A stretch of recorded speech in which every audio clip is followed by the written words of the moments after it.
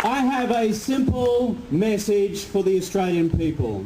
We can build long-term prosperity for Australia without throwing the fair go out the back door. Mr. Howard says you can only have prosperity if you throw the fair go out the back door. That has never been our belief, it will never be our belief, and we intend to prove him wrong.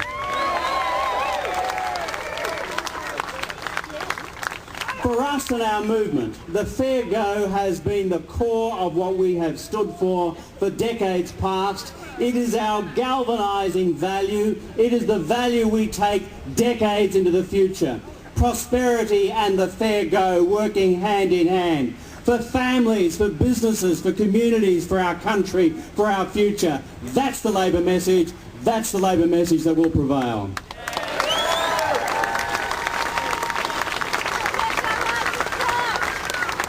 Now, Mr. Howard, last Friday, worked out he had a problem.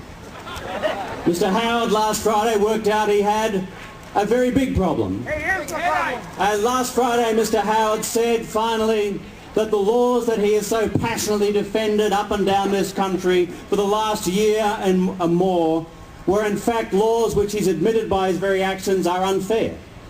Mr. Howard has told us for a year they're perfectly fair. Then he tries to turn turtle. He tells us for a year that his industrial relations laws are necessary to build jobs. Then he turns turtle. What has changed in the last 12 months? I tell you what has changed, friends. The fact we have an election within the next 4 months. That's what has changed. Mr. Howard's script on industrial relations now reads like this. He will offer you a fake safety net, a fake safety net full of holes, and a fake safety net full of holes to be enforced by a fake independent umpire. That's Mr. Howard's script. That script will not prevail.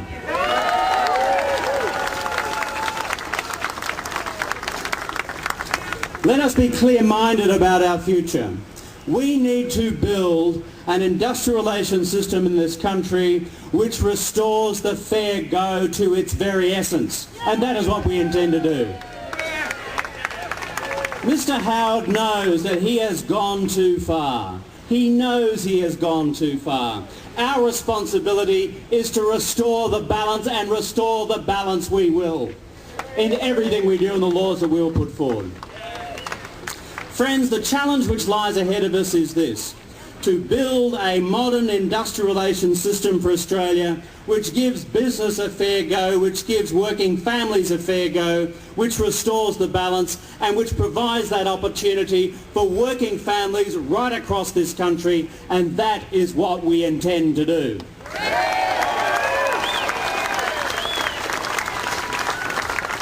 We want a fair go for families, a fair go for businesses. We want a fair go for communities, a fair go for our country, because we want a future for all of them which entrenches prosperity, married hand in hand with the fair go. That's a test of our modernity. That's a test of our maturity. That's our test of our determination to win this election. And I say to you, friends, one and all, win this election we will.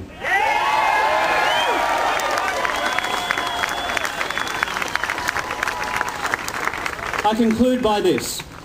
The core value of our movement has always been this: how do we take this enduring Labor value of the fair go, fairness and a fair go for working families, a value which has been with us for decades past and which guides us into the decades of the future?